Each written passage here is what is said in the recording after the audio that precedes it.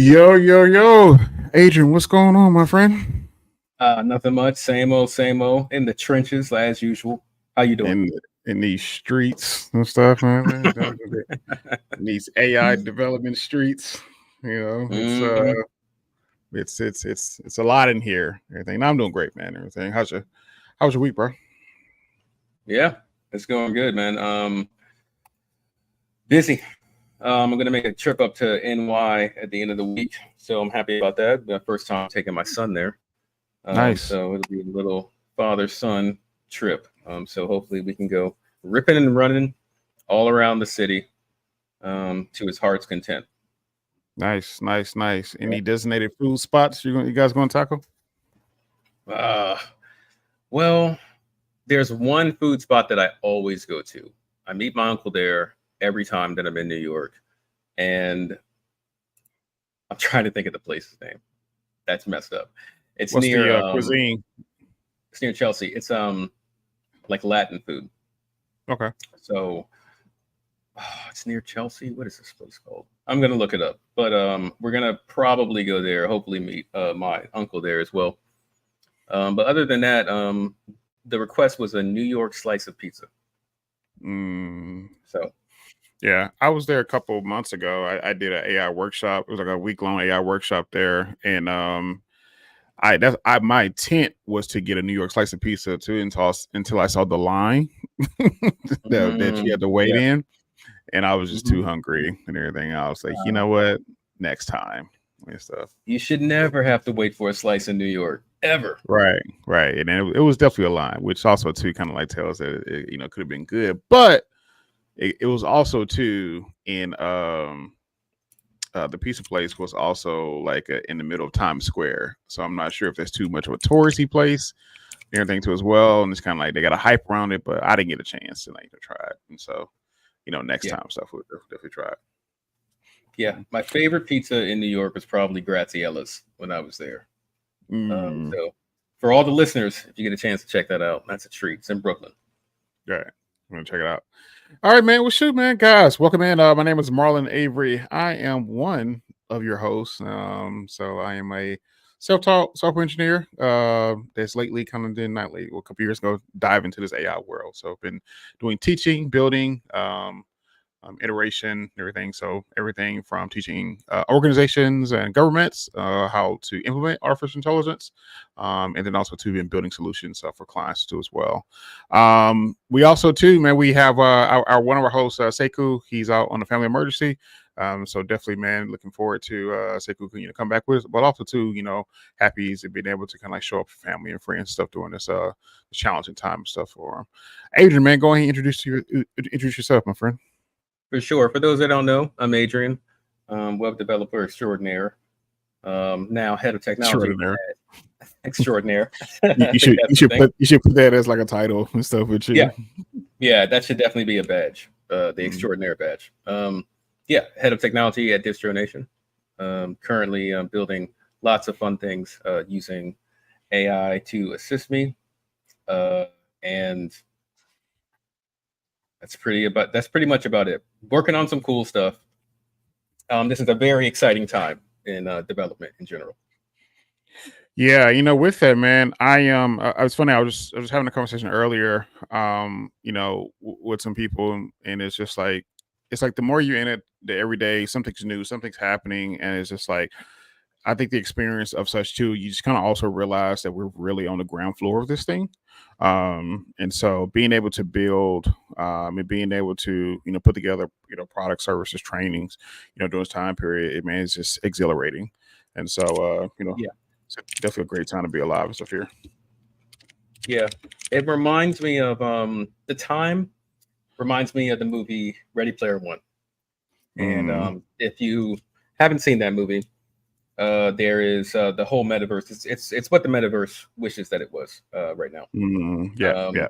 However, um, it the way that I feel is if we were to compare this to Ready Player One, it would be um, kind of in the trailer, kind of bootstrapping my systems together. They work well. Don't get it twisted.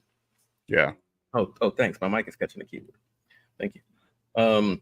But the more money and funding that you have to put into the pursuit of learning, developing, and working in AI, uh, the better that you'll do.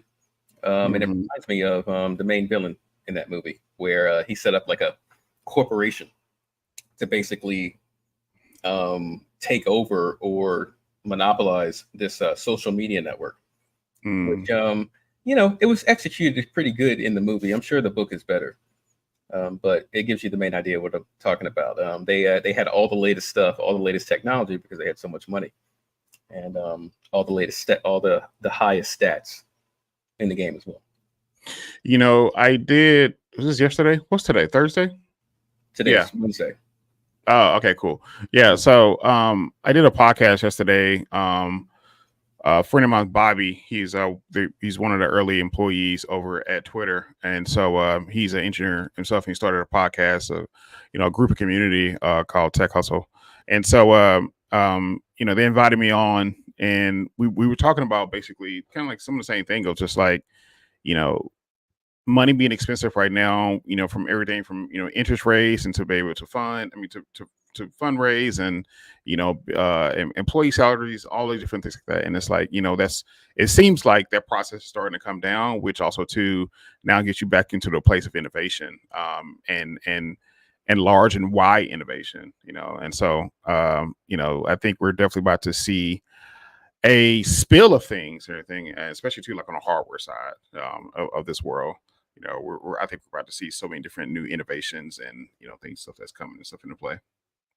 Yeah, if the money is cheap, we will see some innovations, but we'll also see the compulsory actions that we've seen before, where if a company has money, they are willing to throw, or venture capitalists have money, access to cheap capital. They're willing to take more risks, and Mm-hmm. in that they're willing to invest in more stinker products, Mm-hmm. as I call them. Yeah. So we're going to touch a little bit about maybe what one of those stinker products could be um, in this episode. Yeah. All right. So kick us off, man. Let's jump into it. At Meta's Connect conference, Mark Zuckerberg announced a newer interface for the upcoming Orion AR glasses. He said the wrist-worn device allows you to control glasses with gestures, connecting your brain directly to the glasses. It's powered by technology Meta acquired from the CTLR Labs in 2019, and said these glasses will work with a wristband, a wireless puck, but they stop functioning if the puck is more than 12 feet away. Adrian, what's your thoughts, man? I know AR has been an exciting area for you too as well. What's your thoughts? Yeah, absolutely. Well, I think the investment in reducing the profile of the glasses is a wise one. Let's keep making them smaller. Let's keep making them usable. The number one complaint for a lot of, I would say all of the augmented reality VR products now is that they're too freaking huge. They're so Mm, big. I'm not gonna wear that on my face while I'm doing um, work, or anything like that, because after a while my head's gonna get tired just holding up this anvil mm, of a product. So about 5 years ago, I would say probably over 5 years ago now, there was another product, X Real. It was called InReal then. It mm, was I believe it was a Chinese product, but they debuted basically these AR glasses that connected to your phone, and really slim profile, same profile as the Ray-Bans, the Meta Ray-Bans. But it had the capabilities of the kind of the Oculus Apple Vision. mm, Um, you know, with products that are that come out of third market, or I don't even know what the name of it is, but products that are developed overseas, you're gonna typically get a home built OS to go with it, like some kind of mod of Android. Um, so it wasn't that exciting as far as the apps that were available. I think that with Facebook's investment in Orion, they're going to bring in their, application suite, and there'll be a lot more capabilities. The demo looks awesome. The demo looks awesome. But, I'm reading the article, and it says that it's too expensive to produce right now, which is interesting. We're talking about, as we're talking about cheaper money. Yeah, that's what I got to say about that. You know what's interesting? I just kind of put together in my head. It definitely feels like the consumer is more lenient to complications with software versus hardware.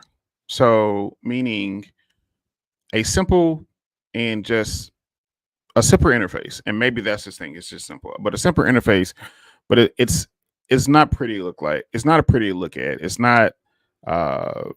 It's not really enjoyable, whatever it may be. But a software and a website like Craigslist like hasn't changed over years, but users have consistently, and I'm not even sure like what the number of stuff right now, but they consistently use it versus I guess something that impacts you, that may be heavy on your face or ears. I think about the Dr. Dre beats, the ones that like wrapped around your ear, like the wireless headphones, like those things were so heavy. I can only wear them for like an hour.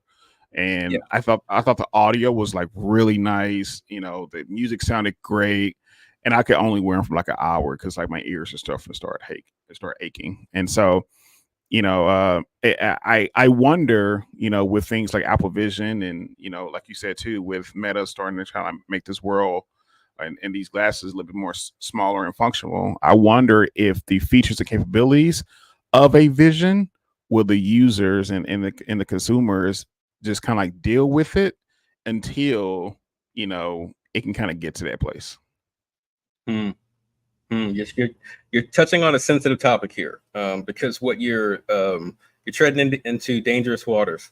So I'm going to warn you, because what you are maybe alluding to, the previous thing that you said, was the ongoing beef between hardware people and software people.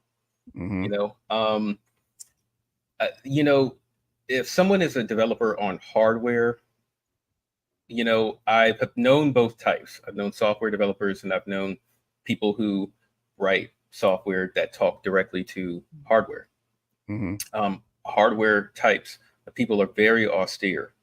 That's where you get your neck beards from. It's where you get your Guilfoyles in Silicon Valley from. Okay. Mm-hmm. They're going to be like, what I build, you're going to eat it. Eat your vegetables.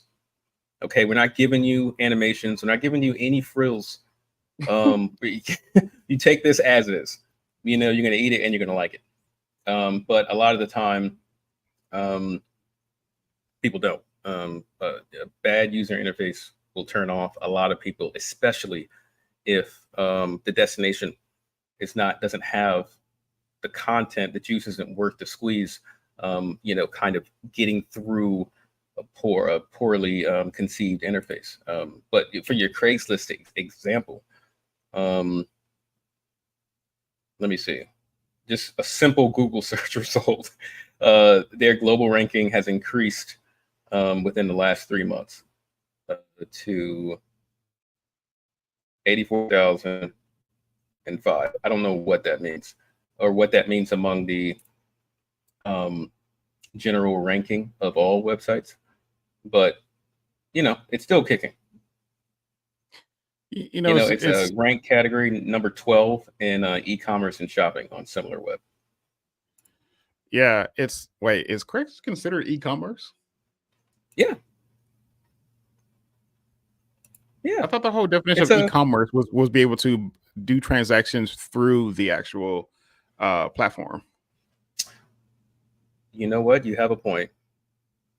E-commerce, it's like and shopping. Craigslist in the classified section. Yeah. Okay. Yeah, it's in more of a landing page for. Yeah. You're right. Yeah. So and also too, like with the device thing, I think like what you just said of like that that ego, that tone of like hardware versus software, I would argue that this is potentially where like Humane went wrong. My distill towards them, because I really thought they was like really onto something with the AI pen, but it's also like that thing of like, it's them and Rabbit. It's like I thought that this was like two different worlds, and it seemed like they're starting to kind of like fall into the same pot. And Yeah.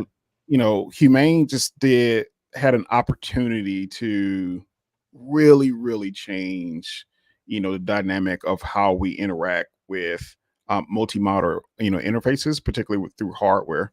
And I think, call it investors, call it, bad decision making, call it like rushing the product where it be. It's just like, man, it's just like they missed the mark. And honestly don't think they missed the mark by that much. But I think they missed the mark. And, it seems like now, they're trying to do like a fire sale or get acquired or whatever it may be. And I'm telling you, bro, like I'm telling you, Apple in about 2 years or so, Apple's going to announce their own version. It's either, oh no, I got it. What's the old Johnny Ive? Johnny Okay. Ive. Remember they announced that he's working on a hardware device in partnership with OpenAI, and I can definitely see something like this in OpenAI announcing it, and then you'll be able to have like GPTs embedded into like your hardware device, your wearable device, and stuff, whatever it may be. If it's glasses, it's just watch. If it's like this pen, if it's a necklace, like whatever it may be. And so you'll be able to have that, and it's like the access to GPUs and inference and stuff that they have. I mean, they can make it work. And we don't know what Johnny Ive and everything's working on. If you don't remember, the former like head of design and stuff over at Apple. And so like we don't know what he's working on, but they did say he's working on a hardware device and everything with in partnership with OpenAI. So we'll see. But I definitely can see something like this or a variation of this. And if it's Johnny Ive working on it, it's going to be phenomenal. If it's Johnny Ive working on it, or Johnny Ive working on it, we got to hear him out. We got to. It's hard to strike. It's hard for lightning to strike twice. I think that he had a crazy success with the Beats headphone, and it was something that was out of left field. Maybe other people weren't doing.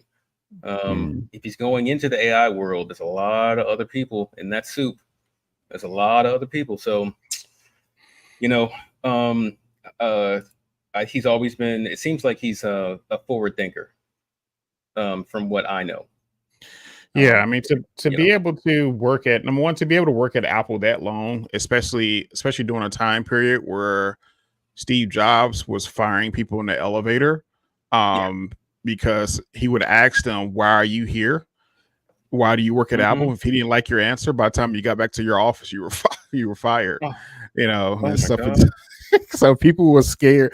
It's funny. I know someone who worked at Apple during that time, so he was telling me the story that people were scared to get on the elevator because they were scared they was going to elevator, with Steve Jobs. So people were like taking the stairs or just avoiding moving from their desk, at all and stuff. And so, yeah, it's interesting. So, and also too, man. Speaking of OpenAI, this is always one of our favorite companies to talk about. OpenAI is rolling out its new advanced voice mode to ChatGPT paid users. Number one, I'm an individual, I can say fondly. It says starting with those on the plus and the teen side, enterprise and education customers will get access next week.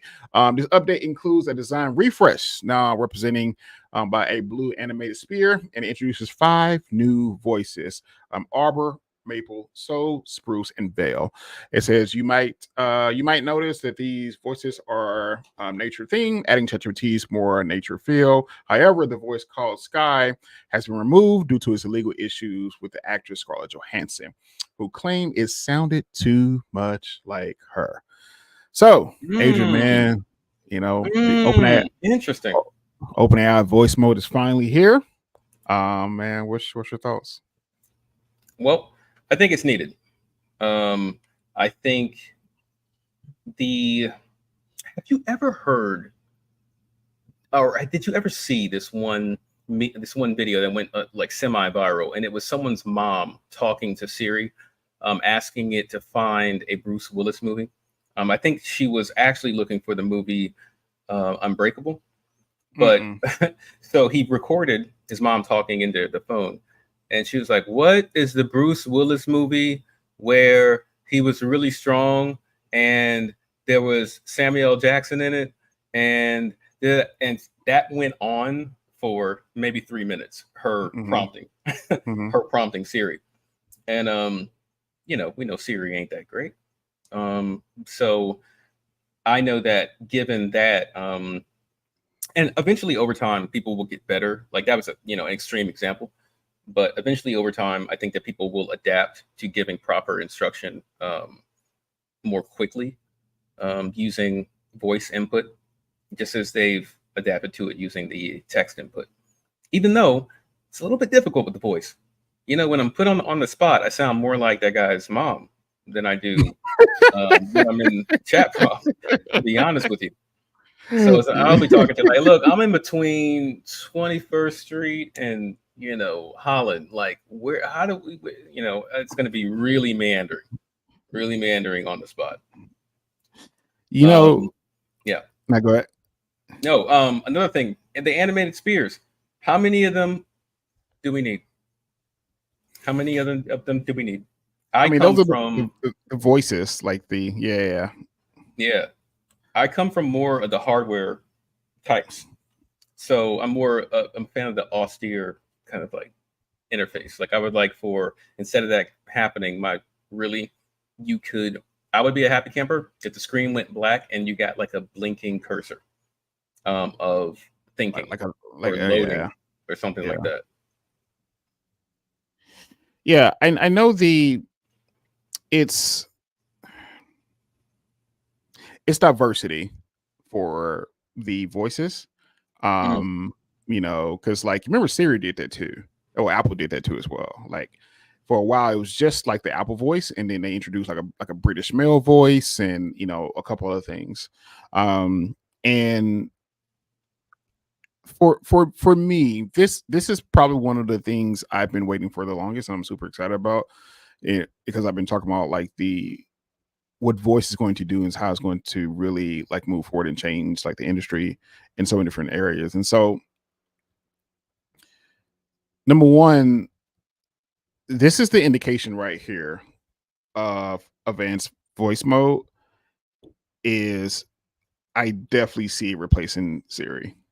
Oh, for sure. Um I it's hard to accept that too as well because Siri was such a groundbreaking NLP technology, and we thought that like we were on our way, to kind of like living in this the future in this AI centric universe. And literally what Apple acquired Siri what Apple acquired Siri like a decade ago, um and stuff. And so yeah, and just staying on the NLP side, it just hasn't made any extreme like leaps, and even it made small increments and everything, but like it from the day when we got Siri into now, it hasn't been a lot of change. And it Yeah. still even struggles with things like setting your calculator. I mean, not sometimes setting your alarm, Yeah. and so it still struggles sometimes with stuff with that. And that could be, everything from like you could be having internal hardware issues, into internet, internet issues and things like that. And so you understand that. But this right here, man, you know, and also too, now it has like a long form aspect to the voice, and so being able to talk and communicate and stuff with it and have back and forth conversation, everything from rhyming to singing to dialect to different languages. This right here is just really kind of where I think the one of the foundation bricks of artificial intelligence, this roadmap that we're gonna have. I mean, voice is definitely one of those, because now what this does for the everyday consumer, this allows individuals to start to kind of getting used to consistently and hearing and engaging with AI voice models. And when you start to that process, it's just I mean, it's just a couple years ago, not too long ago, it was difficult for people to you know put Alexa in their homes, and now you got Alexa in cars, and the human behavior to be able to just ask Alexa questions and do things, I think is going to transfer in this area too as well. But this is going to maximize different areas, because then when your dentist office calls you with an AI model, it's not going to seem weird. It and even when it has personal information of your birthday and things like that, and verify your insurance, it's not going to seem weird. Now, of course, there's implication, pros and cons, and everything to doing such or anything, but this really, really opens the world, that we're going to start to see more integration of AI voice models, across the staple. For sure. And what you said actually reminded me something that I read on Bloomberg a while ago about the call center industry shaking in their boots right now. Bro, it's AI, a wrap. you know? It's a wrap. Oh, It's a wrap. clock, isn't it? Yeah, man. Yeah, the organization we were talking to, the one that hired us to build the AI phone agents. I mean, they said that they were looking to hire a call center. It was like $500,000 for the year. Wow. Like for the year. And they was like, yeah, Wow. absolutely not. Yeah, just no. And so, yeah, I mean, we're definitely. I mean, call centers. That's a wrap. And that's absolutely done. And it's also too, what at this point it's only going to get simpler. Like, I see AI phone agents on a similar path of what website development was in the mid 90s. Okay. So like website development, it was very difficult. A very small select of people and everything could build it, and then it grew to a fact where you can just have like Wix, or you can have a simple website that you can just kind of spin up, and with a bunch of different templates and where it may be, and that basically got put in the hands of your everyday business owner, your everyday professional. And I think a similar process is going to happen, where they be just like a drag and drop, and you're inserting an AI phone agent to answer your calls, for your business during office hours and non-office hours, and you give it directions, scripts, access to calendar, things like that, and it just runs. And then if it has an issue, it'll text you, an error code or stuff like whatever it may be. And so I definitely see that path, taking that path, taking a similar journey. Yeah. My only request for phone systems over as long as I've been, having to interact with them has been, if you ask me for my account number at the beginning of this conversation, and then you forward me to the actual representative, and he asks me again for my account number. Why? Where did it go? Where in the system did my account number go? Yeah. Or even worse, when you explain your issue, your problem, and then they forward you to a manager, or they get tech support on the call, and then they ask you to go through re-explain the whole thing. And you're like, bro, like, and then it's like even more frustrating when you got to do that 3 or 4 times. You're like, you know what? Oh, I don't, just I'll let it do what it's doing. Like, just let it die. Like, whatever. Yeah. God forbid they forward you to someone else. You got to give them the same information all over again. Nothing is connected. Nothing is working. Yeah. And so, yeah. So yeah, that's ridiculously frustrating and stuff for sure. Where, right, cool. in contrast, with one more thing, the thing that we built for the doctor's office, the iPhone agent, it would not, just by the way it was built, it would not have that problem. Not only would it not have that problem, it will be able to transfer that data, and that information to do API confirmation calls, webhooks and stuff, whatever it may be, to your insurance companies, to there it is. I would argue AI phone agents very soon will going back to let's use the example of a doctor's office. You call and you're looking to book, an appointment. And it goes through the questions of like, your name, your date of birth, what symptoms are you having, your insurance, all different things like that. Okay. So for step one is to basically retrieve and store client customer information. Okay, cool. So step two is to confirm customer client stuff information. So it'll do that, confirm, date of birth, things like that. So it stores all that. Man, now it needs to do the insurance process. Okay, cool. And webhook API call or whatever to the insurance company. It does that. It verifies that this person insurance is there, verified live. They're also in their network, and then it sends back information like with things like copay. Okay, cool. Their appointment date is coming up. Their appointment date is coming up, and the day before or a couple hours before, the AI phone agent calls the patient again and just wants to remind them that they have an appointment coming up. Okay, cool. Hey, and then it says, by the way, do you need a ride? Yes. Yes, actually, I do need a ride. Okay, cool. Would you like us to book you an Uber? The doctor's office has a 10% discount rate or whatever it may be, special code, $20 off your first ride, which allows to book you a ride. Yes. Okay. All right. So based off the address to have your I want to confirm that your address is, ABC Bryant Street. I think yes, 123 Bryant Street. Okay. Yes, that is my address. Okay, cool. Your appointment is at 3 p.m. Okay, that's cool. And everything. So do you agree that I can send the Uber to you at 2:30? Yes, I do. Boom. Uber sent also to the doctor's office gives a notification that client is on the way. It can start the process of check-in. Yeah, it can start the process. You're on mute. It starts the process of check-in. It can start the process of getting their medical records together, getting their pharmaceutical stuff and stuff ready. And it can start that process, and it can be all fully like already autonomous and just like generated all on the backs of AI phone agent. That's huge, especially for the elderly. That's huge.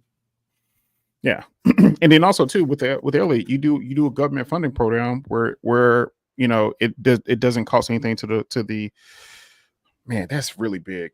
It is big. Yeah, I didn't fully realize what I just said. All right, you Yeah. do you do a government funding program where you get the government because like even think about veterans and how challenging sometimes it can be just to get to the VA.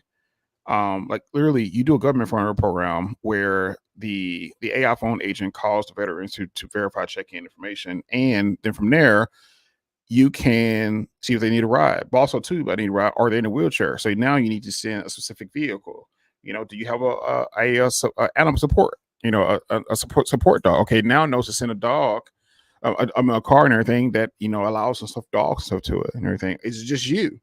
I would know. By the way, my family's in town, and they want to come make sure they okay. So that's 4 people. Okay, now I know that it's in the XL, and so it's just like the building on the backs of the AI phone agent, man. It's going to change so much, and it's going to automate things. It's going to make a lot of people's life similar. And by the way, too, watch this. I never mentioned the fact that by that time, or it definitely soon enough later, you also too a lot of these vehicles will be fully autonomous.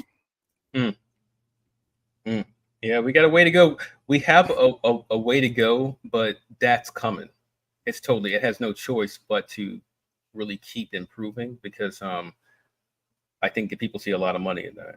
I would argue this. I would argue not at scale, but in a city, a year away. Oh yeah, in a city. San Francisco for sure. Yeah. Yep. San Francisco, New York, I'm stuff one of those. Maximum a year. I mean, you could do this today, with the proper development, with the proper legal aspects of it as well. Yeah, you can do this today. And so yeah, you can. And the legality of it is really going to be the biggest hindrance, if there is one, I would think it would be most easy to have a wealthy. Remember how in the robber baron age, the railroad magnate would just like own a town. Mm-hmm. Yeah. I think Korea is still like that with Samsung. I think Samsung like owns infrastructure. So I think something on that scale, if that was to happen in the U.S., would be fertile ground for a fully autonomous city where Well, it's not legal. Like there's a company who does do that. Google and Netflix. They do speak on that. What do you mean? Yeah, Google owns a percentage of like Mountain View, and stuff like where their headquarter is and everything. And then Netflix bought a large amount of real estate, and they started building houses and everything for rent, and also to sectors of those houses where employees to live, and they started using those as incentives to get high talent and so too, especially if like people are moving as well. And so this is also, it's not a new thing. Like this is well known during like the Industrial Revolution. And so a lot of companies and stuff was doing that, especially too, as you have to like train and retrain and stuff, a lot of individuals and people just move from different places in parts of the world. And so companies start acquiring like land and houses and things like that. And so a lot of companies still have a lot of those things, and then banks started to kind of get involved, and then 2008 kind of everything kind of got like reset it and stuff, if you will. And so it's not a new concept, but there are some companies now who are doing it very, very low key. Yeah. Okay. All right. Moving on. Talk about your boy Spotify. Spotify announces a AI playlist feature, which lets you create playlists based on written prompts. It says now available in the U.S., Canada, Ireland, New Zealand. So users can type in prompts like romantic playlist for a date night and get tailored selections of songs. You can refine your playlist by adding more prompts. And Spotify also offering suggestions to help with mixed genres, moods, and artists. It says this feature is still in beta, but already has success in the UK and Australia. Adrian, man, what's your thoughts? You got a AI powered or AI playlist feature from Spotify. Love it. That's exactly what I need, I think. When I'm trying to set the vibe. That's exactly what I need. My searches are very specific on music platforms. Give me an example. Definitely lo-fi, chill with guitar, or just highlighting specific instruments. So if I'm trying to relax, I will be like, all right, let's do like slow tempo. I'll probably put in because you can put BPM in on I know you can on YouTube Music. I'll put that in. Really? Hold on, I didn't know that. Really? I think so. I think I've done that. Yeah. BPMs. It's also beats per minute. Yeah, beats per minute.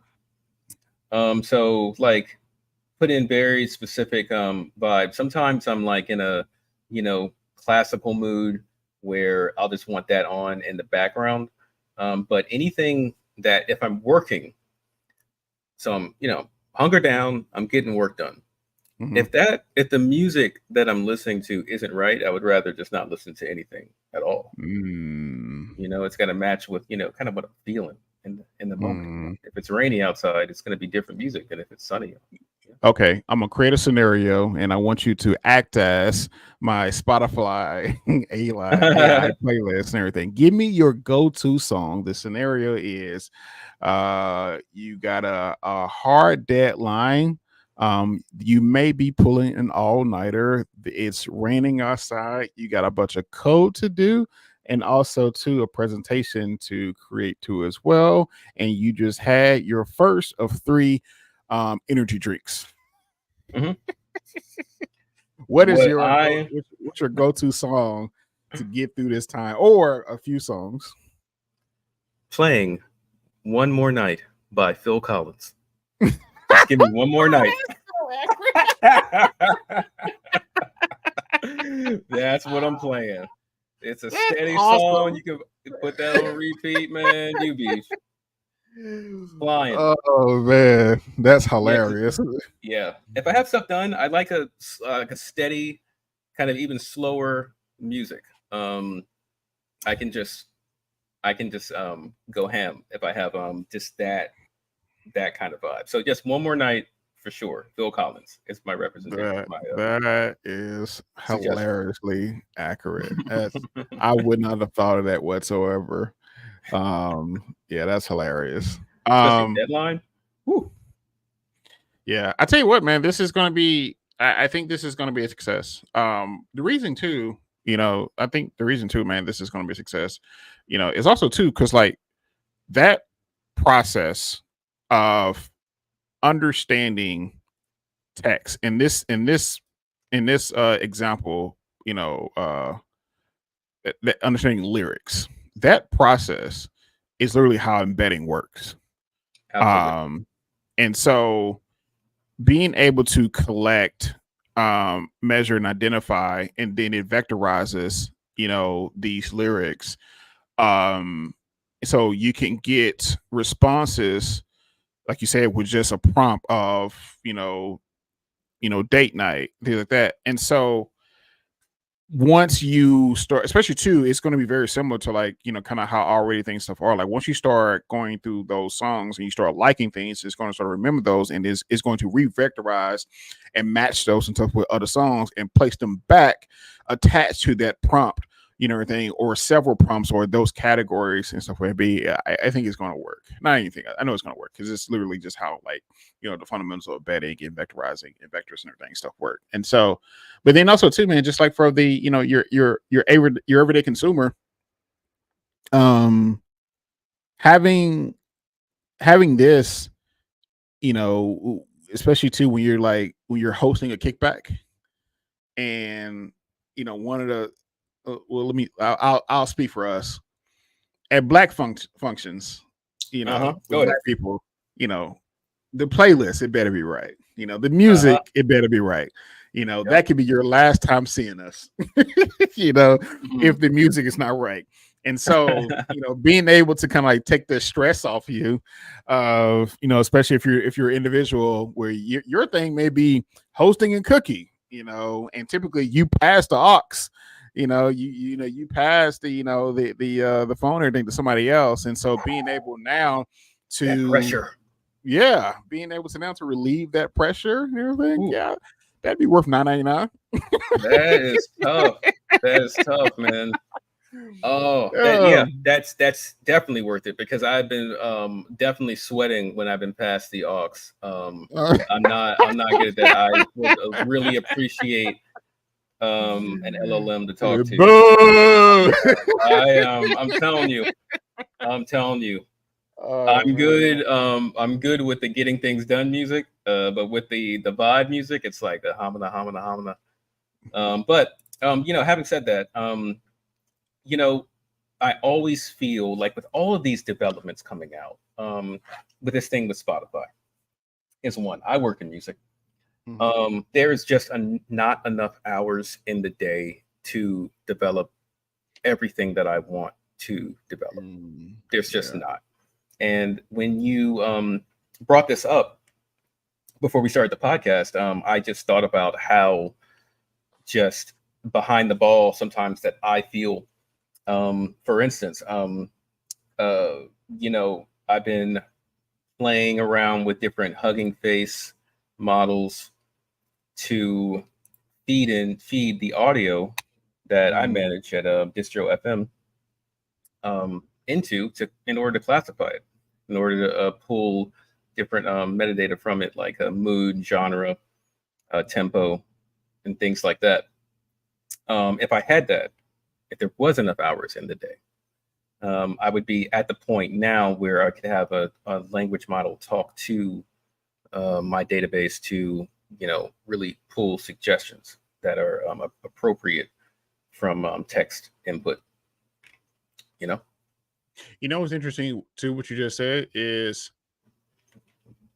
if you were a company, if you're a record label, if you are, even like a techie DJ, on whatever it may be, it's I think what's really interesting and the loving aspect of like, how the embedding process works. Um, it it allows you to do this without having the need of metadata. So Mm.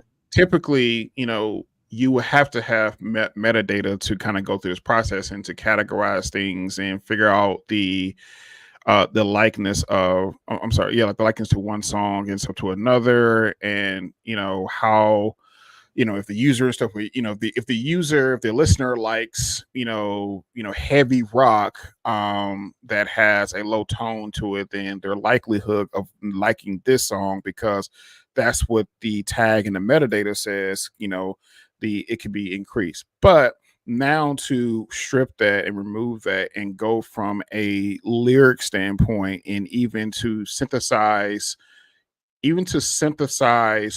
the description of the beats, music, and stuff that's being played to as well, and then wrap that into a whole vector, and then allow that process to familiarize itself of like then getting an understanding of what the user really enjoys and what they enjoy during a certain time period. Because I think also too that's a big one too as well, because sometimes the music that you listen to first thing in the morning is not the music you listen to at 3 p.m. And so, Sure. being able to switch and stuff, like you said, if it's raining, I want to listen to something else. If I'm focus on work, I want to listen to something else. If I'm cooking, I want to listen to something else. And being able to switch in and out of that, going back to just using a voice agent of saying, Alexa, I'm not sure if Siri's going to be around here, but Alexa, like whatever the models it may be, hey, play me a playlist that's good for upbeat while I'm cooking. And then being able to get that, I think is just going to be, just remarkable. Playing Hustling by Rick Ross. You would cook the whole Thanksgiving meal just for you. Yeah, that song is playing. Woo. Oh man, that's funny. Okay, cool. All right. Let's see here. Moving on stuff here. All right. Snapchat. Snapchat has partnered with Google. So here we go. Snapchat is expanding its partnership with Google Cloud to power more advanced AI and it's my AI chatbot. And now with Google Gemini AI, my AI can understand text, audio, images, and videos. For example, you can ask the chatbot to translate a street sign or find the healthiest item on the menu. Snap originally launched my AI in 2023 using OpenAI's ChatGPT, but this new partnership with Google makes the chatbot smarter and more interactive. Adrian, thoughts? All right. So many thoughts about Snap. So Snap has seen the they're well beyond the buzz of them really being the social network. And it seems like since they've fallen off of that pedestal, not to say that they've fallen off, but since they've been, not occupying that pedestal, they've been reassuring us that they're innovating. They got the Snap glasses. They have, every time I turn around, they're coming out with something else. The Snap glasses was another one, but they also have other features. I mean, they always get a keynote. They got a keynote somewhere that's recent. With this move, it's interesting. For me, in looking at the description of what the My AI chatbot is, it's like having ChatGPT in your Snapchat app. So there's some benefits to that, but as Snapchat is, I'm sure, playing the game of, reassuring investors that they're innovating, they're still, point. As they're doing that. Yeah, that's a great point. What's the sell? Are you saying that these improvements, this integration with Google Gemini, is that what it was? Yeah. This integration with Google Gemini, which I'm guessing is going to involve some compensation, Google Gemini's way. So to integrate with Google Gemini, I'm pretty sure it's not free. So that's a cost. So as they're spending more money for ChatGPT on Snapchat, how many more users is that going to bring in? Where is that? How is that going to equal the amount of investment that you're putting into that? Is that going to equal higher revenue for you? More user adoption, more engagement, and things like that. One thing that was interesting about the bot is that it's one of the things that Snapchat doesn't delete. So it'll keep everything in your chat until you go in and remove it. Which is, I mean, I understand. Everything in the chat window is there to be referenced by any questions that you may ask down the line. So it's good to have, but interesting at the same time. So yeah, I can see this. I can see this as like an attrition move. They're trying to keep people and stuff on the platform while they're on there, or trying to bring people back. And so it's I'm not gonna say it's overwhelming. It's almost underwhelming as far as just like the integration of using Gemini or ChatGPT and stuff. And I get it, but on the simple tech side of things and just the simple chatbot of things, it's just like, But I also, and I think I'm speaking from a point of view of like being a software engineer too as well. So for us, we may not be target audience, and so it's maybe underwhelming for us. But for a 14-year-old individual, it may be like extremely exciting, and I can see how both can cross. I think the biggest opportunity for them though is the multi-modal aspect and integration of the Snapchat, lenses or glasses, whatever they're called.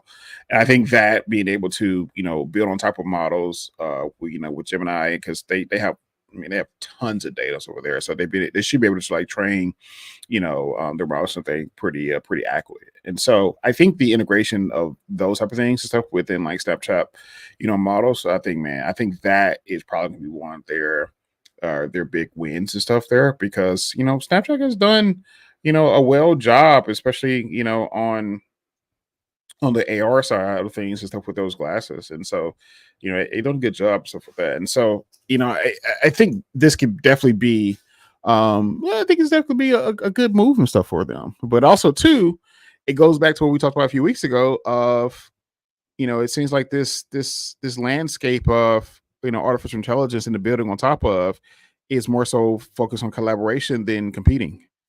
And so which is a new thing, which is a new thing, especially for the big players.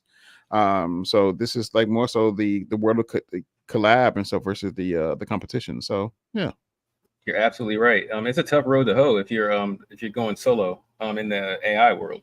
The collaboration is going to save you a lot of money and a lot of time. It's just something that is not easy to just put a team together and stand up yourself.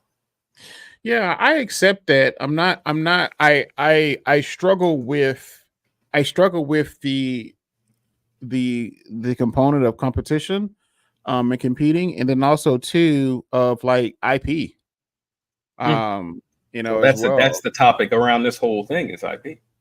Yeah, I struggle to see how maybe the win is no longer, maybe the goal is no longer IP. Maybe that's been acquired through customer data in the last 15 years with these social media platforms. And so maybe the focus now is experience, maybe it's community. And IP is a second, third thought and stuff now, because I think the movement of collaboration, IP can't be the focus, Yeah. on stuff now. And so I think something has shifted. I'm not fully sure what yet, everything with the big companies and the tech giants. And so, but again, it goes back to these large institutions are focusing on collaborations versus like building their own internal tools, models and stuff, where it may be. But like you said, it's difficult, especially too with the with the talent scarcity, as well, because there's not a large amount of people who knows how to really build, from ground up, models. And then when you add on top of access to inference and GPUs, that even just makes it even more challenging and difficult. Yeah, yeah, I agree. I think Snapchat was really smart in a lot of ways. One is they have, and this is something that you and Sekou always hammer on, and that is the integration with their that Apple has with their software and hardware. So when an app comes out, it's going to be integrated with all of these, Apple all of this Universe. hardware, the Apple universe, and Mhm. the Snap universe. They have one too. I mean, they have a hardware device. So everything that they launch, as far as on their app, you have to be thinking, and integration is coming down the line with their hardware device. So that's a really good point about that, because that really goes into having um, them linked in, or having the Snap My AI communicate with Google Gemini. That's going to be a voice conversation, potentially via your Snap glasses. It's interesting. It's interesting too, because I think that also goes back to making my point on the competition side. Because a company like Apple, they can take a bigger risk of not competing, but of partnering. Because for them partnering in, let's say for example, they decide to use OpenAI voice mode and stuff into the phones, into the applications, it's back into the Apple universe. What that does is that keeps people in a whole universe inside the universe, where somebody like Snapchat, your AI chatbot is not going to keep me on Snapchat, because I can go do that same thing somewhere else.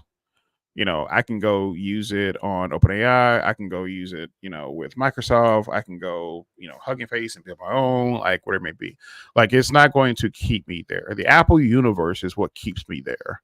And so, I think a company like Apple definitely benefits more on the collaboration side versus, somebody like Snapchat, which is just it's an interesting thing. And I also too would say, like, even like companies like Amazon. Amazon has their own network and universe of like tools and services that, not only we use as consumers, but we use as developers, too, as well. And so Mhm. they can take a larger um like a larger push and like a larger leap to, partner with a tool and everything, where they can kind of like push back or look at IP or secondary.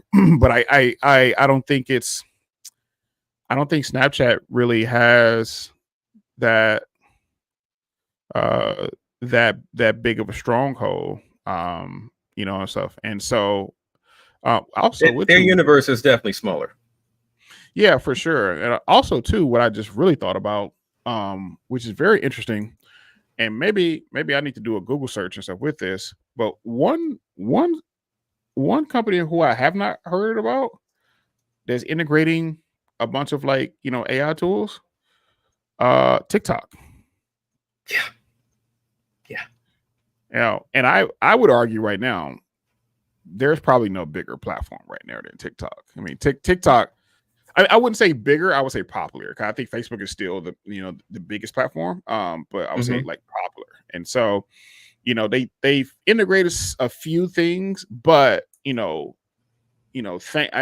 would probably even appreciate not seeing them put a TikTok AI chatbot, that can, who knows and everything, because it's just like, there's at my top of my head, I don't even see like any current use case and stuff for it. But they've been very quiet and stuff around that. I mean, they've really kind of focused back on, and they've integrated like some AR effects, and they've Hmm. integrated some things for stuff right now. They put like AI labels on top of content. It's kind of like to let the consumer, and stuff know. um and so and then they have their own like, they have their own voice, kind of like their voice models too as well, where like, when you put the caption, is like reading like what the person and stuff is saying. And Yeah, it's so, pretty accurate too. yeah, and so like maybe the focus up there, but like going back to like that, it's just like, Snapchat is just like this, it's this platform, and it's a large platform, but on the competing side and being able to build the brand in the universe and the network of Snapchat, I think this is one of those times where you take a shot and you try to build your own versus collaborating, just because what you can do with that, man, you can do elsewhere, which just doesn't make it doesn't lock me in, if you Yeah. will. Yep, I hear that. Mhm. For sure. All right. And we also just mentioned Amazon. So Audible's Amazon audiobook platform is starting to use AI generated voices based on professional narrators. It's a group of US narrators will train AI's models with their voices, and they can improve the use of their AI generated voices for specific audiobooks. Narrators will earn royalties for their books created um, with their synthetic voices. Uh, Adrian, thoughts? Whew. I think that's cool. Going back to the TikTok conversation though, just one more thing. I think that the AI application on TikTok, I haven't gone through their creator tools. I've made maybe 3 TikTok videos. So I haven't really gone through their creator suite. One thing that would be great to see there is if they AI assisted video editing. So that format looks like the kind of weird, wobbly, popular stuff that you see on TikTok, where you know, every TikToker has it. There's a style to doing TikTok, a proper TikTok video, and I I'm guessing that because of just what's on my feed, a lot of people kind of have the same format, and it would be great to see AI used there on that side. It's funny. Um, I see. mhm. I don't off the back. I don't see TikTok doing that. I see CapCut doing that. Oh yeah, Because CapCut, they partner, and so they do a lot of like frameworks, and they do a lot of like I forget the word, but like different framework, like video frameworks and everything, where you basically just like drag and drop, your video, your images and everything, and it kind of creates like this, whole kind of like thing. And so yeah. yeah, I iMovie on definitely steroids. yeah. Oh wait, is CapCut on? It is. It's owned by ByteDance, which is owned by TikTok. Oh, there you go. Huh. Oh well, yeah. So yeah, there you go. So yeah, and I did so not we'll know that. see. Yeah, me neither. And so did they acquire them at some point? Um, and so yeah, we'll definitely see. I mean, in the next couple of months, we're going to see what's going to happen with TikTok. If it's going to be banned, if it's going to stay around, if it's going to be forced to be acquired by a US based company. So we'll definitely see what happens stuff in that world. Yeah, But yeah, but going back to the voice actors, I think that is a good thing. I like that, and I only say this because like I know that there are a ton, like from what I know of life of being like a voice actor and trying to get work, it's a struggle.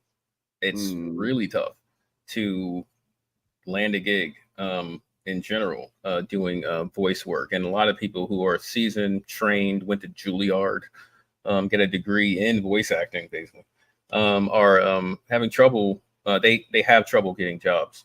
So I think that this is a good opportunity for them to have a new revenue stream, because a, a voice actor that is good beats the pants off of a celebrity voice actor, in my opinion. Someone who's really good at doing it can add so much uh, more nuance from their formal training in Cambridge or Juilliard or wherever they studied. From their formal training, like it sounds amazing. There's like the guy who does Bender from Futurama. There are iconic voices out there, iconic voices. Think about the Simpsons cast and people like that. Like there's and those voices definitely changed from the Simpsons. I can tell. I can hear it. oh yeah, yeah. It's Not interesting. not as drastic as Rick and Morty's change. Oh my Right. goodness! Like, oh my gosh, they You know, had it's to just interesting. throw that whole thing out. Almost good. I came across this guy on TikTok where he's a voice actor, and um, I don't know if I follow him or not, but I came across him, I and follow man, one. I follow he voice actors on TikTok. Yeah. he's doing these like these scenes with like two characters. So like my favorite one so far was Ultron talking to Vision, you Oh. know, in Marvel. Oh my god, spot on. Spot on. And Okay. it That's was not. great. I'm gonna send it to you. It was You got to. spot on. I'm gonna send you my favorite too. My favorite is this other guy who does voice acting, and he does Dragon Ball, but he reads the dialogue like you would Shakespeare. And this Mm, guy is he makes the I'm just like, wow, that is genius dialogue, and I never would have heard it if it because it was through silly voices, it's through cartoon yeah, voices, you know what I mean? yeah, But putting his sauce on it, man, you know what I mean, is that like he really brings home like how good the actual writing is yeah, in the Dragon Ball series. He did yeah, this Vegeta monologue I'm gonna send you was amazing. yeah. Amazing. Bring a tear to With your eye. with Amazon too. I think this is I think this is good. Like you say, it gives some people, to get income, but also too, it also speeds up the time of like where you're just probably not gonna need readers unless it's like, unless it's actually like the actual author. But even then, I mean, with the growth of things like 11 Labs, we're eventually too the author is not going to sit there either, for X amount of hours to read that book, and Yeah. so, but I also too like it's interesting too because I reading so Gary V has released a bunch of different books, and I read go through his audiobooks. His experience of like audiobooks has been like really fun to engage with because he typically goes off script a lot while he's reading his audiobooks. And so it's awesome. That's It's like great. it's like an audiobook slash podcast, just like Oh, slash that's great. conversation. And he goes off That script reminds a me of lot. DVD commentary back in the day. Do you remember that? DVD commentary. Okay, so Like when you you, get a or you mean DVD, like after you mean like the behind not behind the scenes, but like the post yeah. credits? Yeah. No, not even that. Like you can turn on like some DVDs will have you can play it with the commenting, and you can play it and then you have the director and the actors watching the movie and then commenting on the scenes. Interesting. Yeah, like classic movies. Like I think let me think. I know Lock, Stock, and Two Smoking Barrels back in the day had a commentary. Had a commentary feature. So you go to the DVD menu, it was under like extras, and then you can turn on DVD commentary. And you can hear which I wish they would do for music, by the way. I would love to listen to a Kanye album and then hear his commentary. You know what I mean? Have the option to hear his Oh, I commentary. Oh, this really is what I like did that. here. This is what I was inspired by. That kind of supplemental content would be. That thought I would process. Oh pay. yeah, I would pay for the album. Like I actually would because man. I would feel like I That was getting more. that would be like, oh man, I really like that. Like that. That can literally be, and also too, that can be a way for like the artist to kind of like get back some of like the, the money and stuff and like the income and stuff of it because like having, yeah, I really like that. Like playing an album.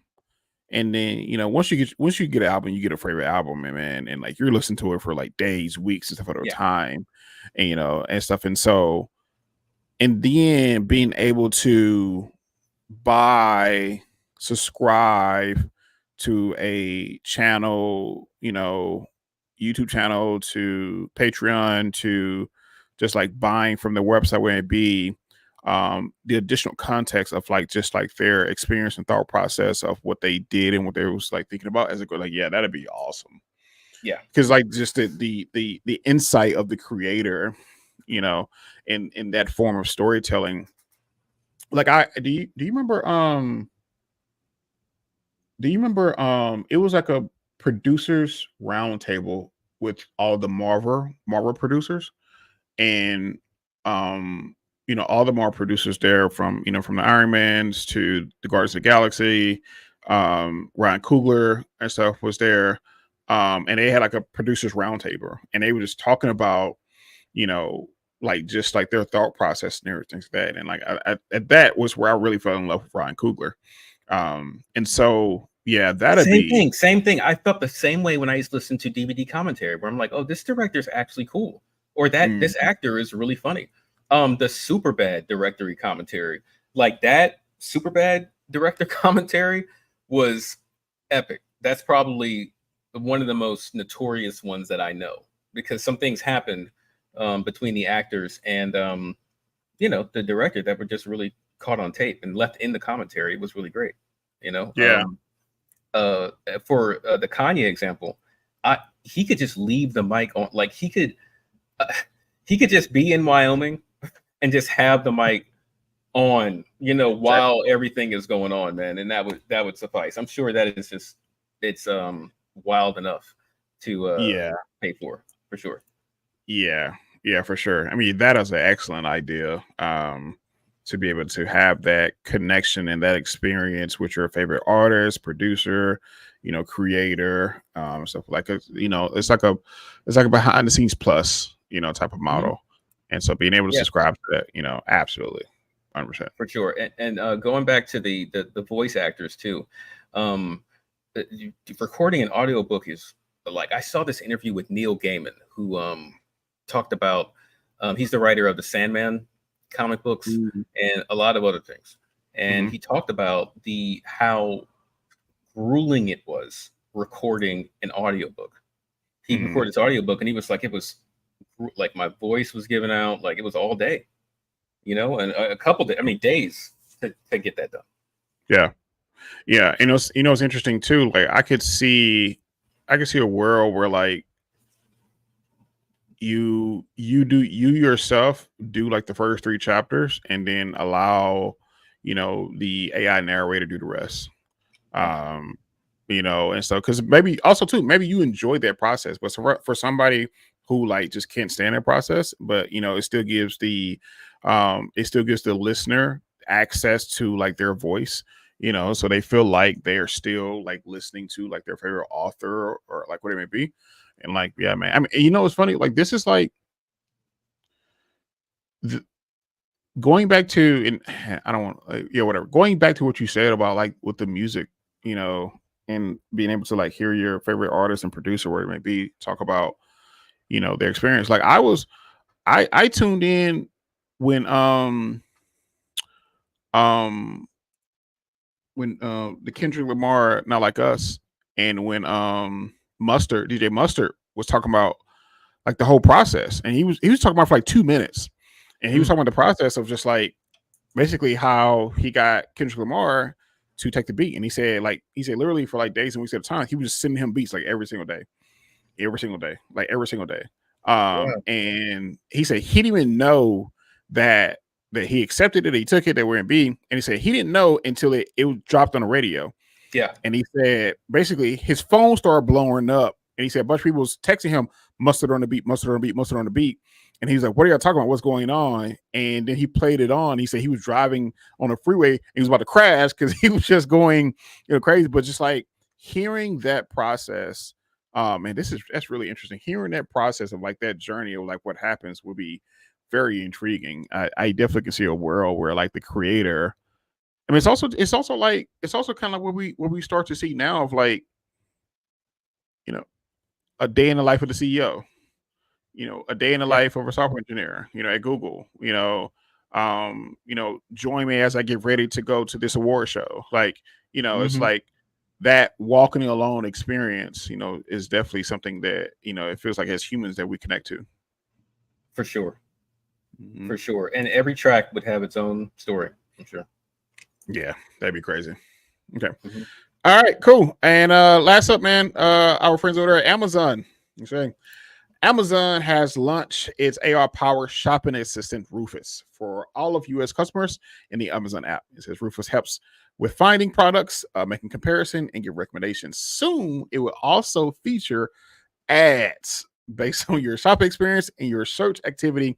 So these sponsored ads are Amazon's way of improving product discovery while also generating revenue. Adrian, man, I feel like we talked about this a few weeks ago. We certainly did. We knew it was coming, but also too, we didn't know it was coming this fast. Yep. I was joking. I was half joking of basically I can see a world where you start to have ads mid prompt, and Amazon just made it happen. And so way ahead of you, bro. That's what they say. Way ahead of you, bro. Oh, we were listening in. Way ahead of you. We on that. Yep.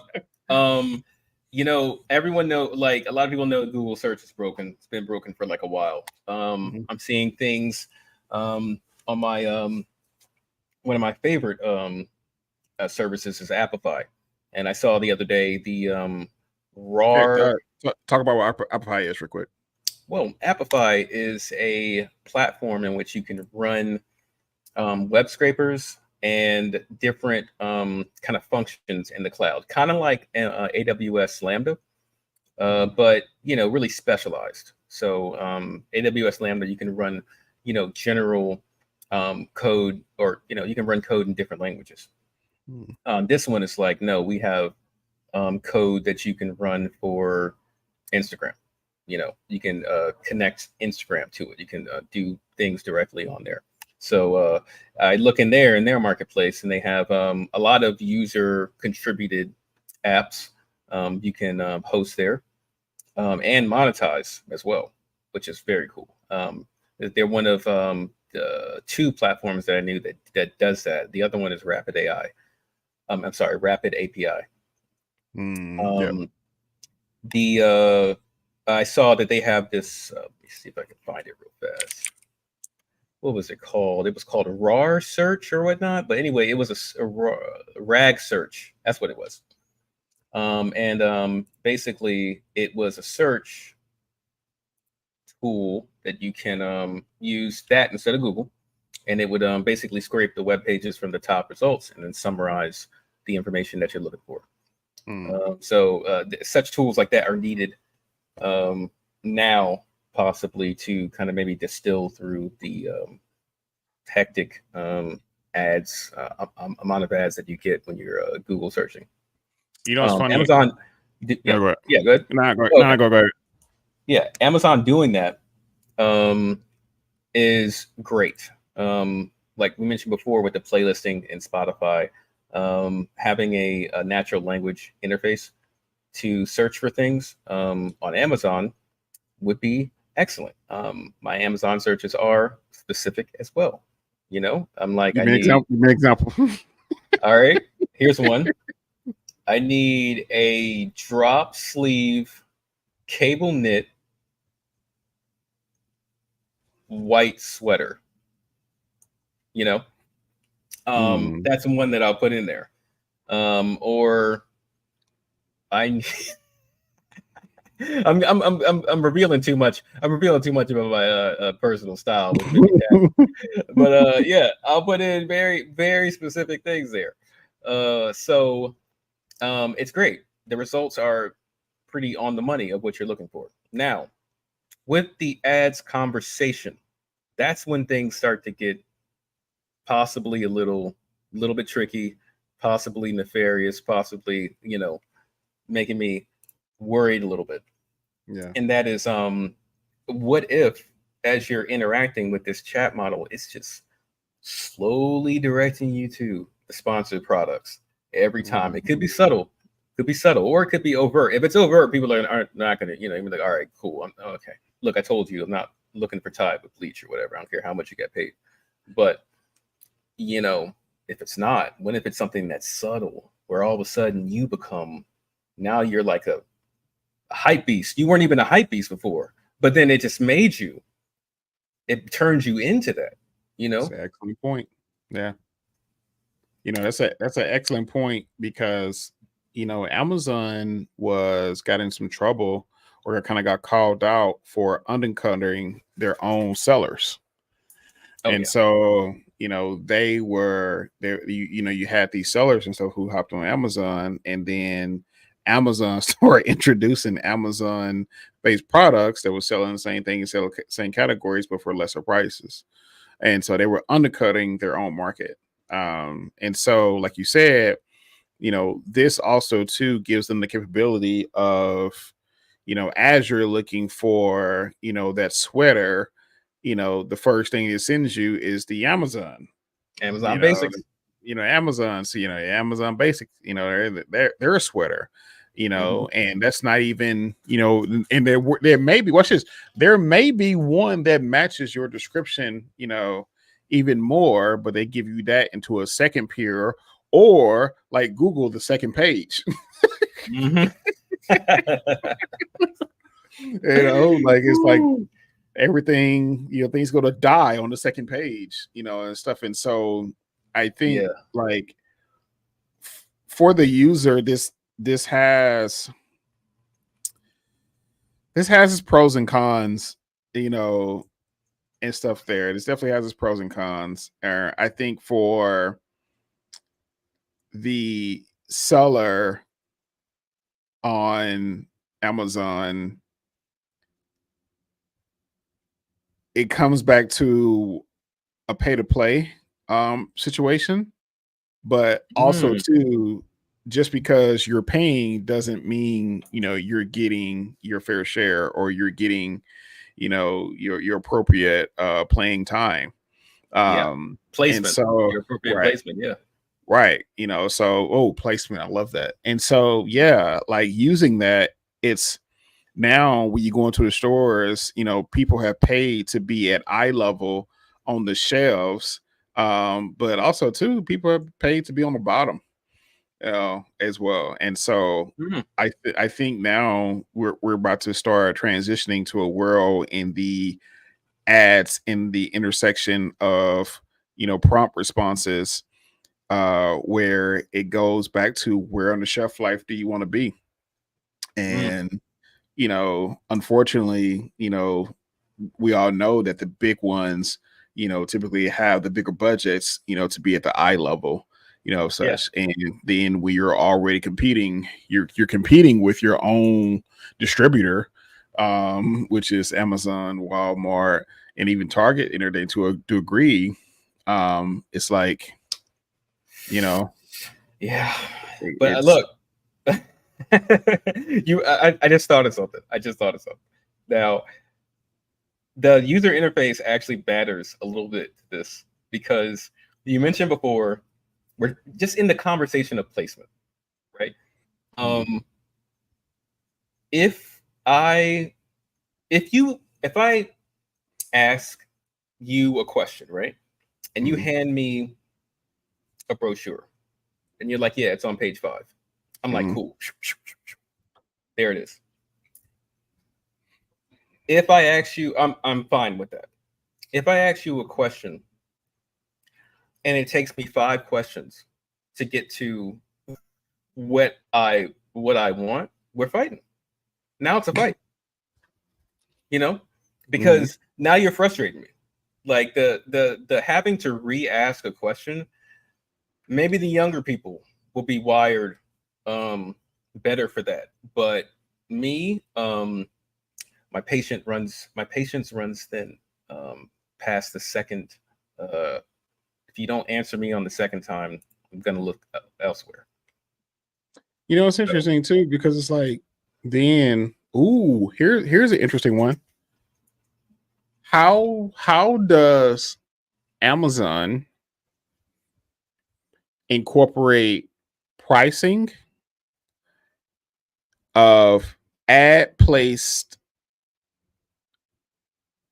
prompts in a world where the consumer is not good at prompting?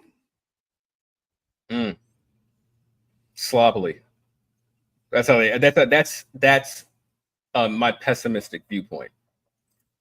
If the consumer is not good at prompting, that makes it tough. Yeah, the consumer's not good at prompting. So you show my ad. Is it a thing where like, am I paying to just be showed anything? Am I paying for the click? So if I'm paying just to appear, within the query, but the consumer itself, is not really good at prompting because it gives, like, even right now with ChatGPT does a good job of covering the middle sections of what you're trying to say and what you're trying to get at. But even then, now we're talking about preference, because how many times have you heard if how many times have you heard people say like, it doesn't sound like me. Mm, It just sounds, too robotic. Okay, they're using the word delving again, and stuff mm, like that. And so that process is just all, embedding. Now, that doesn't change too much when you start to insert products. When you start to insert products, because you're still pulling descriptions, titles, pricing, anything, and then you're just vectorizing all these things together, and then you're returning the likelihood of what they're looking for. But again, going back to, if the consumer as of right now, or this year, is not good at prompting itself, and it just said, it types in something vague where white t-shirt button, and you return a image of a white t-shirt with a button drawn on it, as it, but what they really was thinking and what they wanted was, a button down, you know, mhm. white shirt. Do you still charge the person, or the business on that end to show their ad when the user itself, is just not good at prompting? Oh, you daggone right you do. That's what Google does.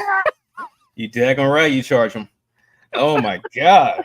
I've gone through the motions with that. You ever bought some ads on Google, man? You ever like yeah, that money is gone. You try to if you got less than a stack and you try to buy some, what's it called? AdSense, what's it called? Something. I forgot what Google's ad marketplace is. Yeah, Oh they're boy. serving up all the and you get charged for that. I'm like, these are all no one converted. This had Right. zero conversion and my money's gone. Right. You dang all right. You charge them. Oh, you dang already charge them. Oh man, that's funny. Um, that's funny because you're so right too. Because it's like, I'll try to run some Facebook ads. Boy, man, Yeah. that is not my expertise, no, nor Oh my genius, man, me boy. neither, man. Me neither. And Like literally, clearly the Russians the only one that really know how to do the Facebook ads right. But going back to what you previously said about how are they going to know what's the accuracy? It depends on the training data, which or I think that's a conversation about proper training of the models because I'm I feel like if you speak the Queen's English, you will have the most success on right now on a voice AI tool. You'll come through most clearly and most, probably understandable on the AI side. If you don't, um, the accuracy I feel may be off. Now, this is just me speculating. But I've been curious since day one about the data that is used to train, and how diverse the training data is. Different areas in the U.S. all have different dialects, and it would be great to be able to seamlessly integrate with those, and so that it can pull your intent, no matter what way that you're speaking to it. Um, you know, that's just that makes me think about that what you said or what you said about the accuracy. yeah, I think the dialect thing is important, even not only for the AI, the Amazon shopping assistant Rufus, but also too for the Audible AI narrators too as well. And so if a hardcore Jamaican wants to or has written, books, and they want it to be for the Jamaican audience, like, still being able to have, that translation, that heavy accent, where Jamaicans, love and understand, you should be able to do that on both products or services. And so on the narration side and also too on the assistant side.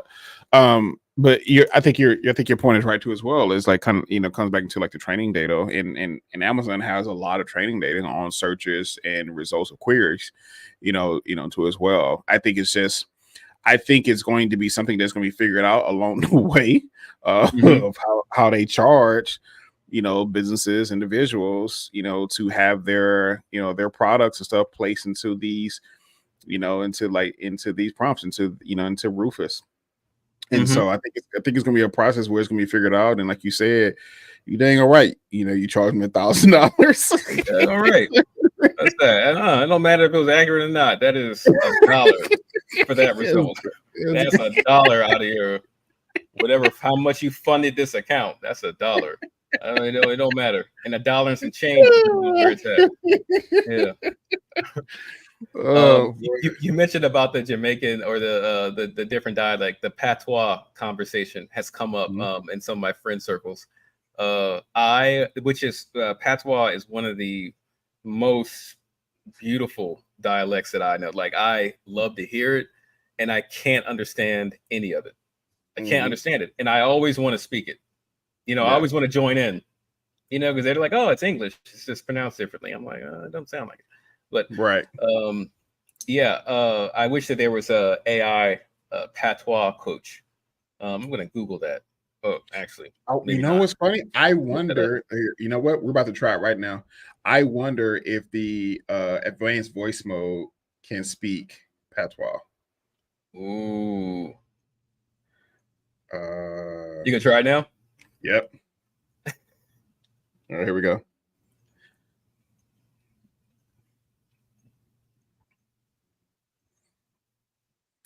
All right, hello. Wait, is it loading? I think it's loading. All right, hello. Hey there. How's it going? What's on your mind today? Doing great. Can you talk to me in a Jamaican patois accent? Yeah, man. We can chat about anything you want. Wagwan. Tell me a story. Tell me a story about artificial intelligence on the podcast in your Jamaican patois accent. All right, let me tell you a story. One day on the podcast, we did a reason about artificial intelligence and how it had changed the world. We chat about the way it had helped people in our business, medicine, and even interfere with daily life. The conversation did full of vibes and knowledge, and everybody learned something new that day. You understand? Beautiful, man. I appreciate it. Beautiful. What's crazy is too that said it had poor connection while doing so as well. Well, it came true. That I was not expecting that. That's interesting. Okay, cool, man. Here you go. Matter of fact, hold on. I'm about to bring him back on.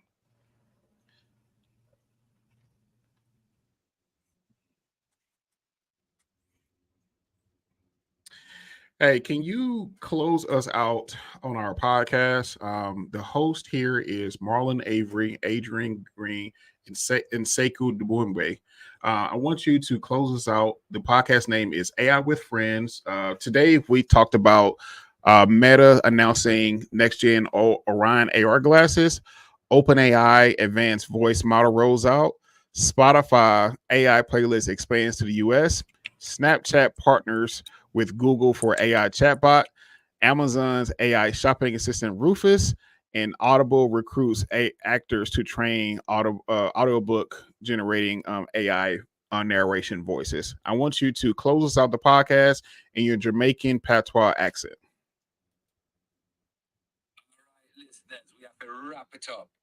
Big ups for tuning in to AI with Friends with Avery, Adrian Green, and Sekou Dubumbe.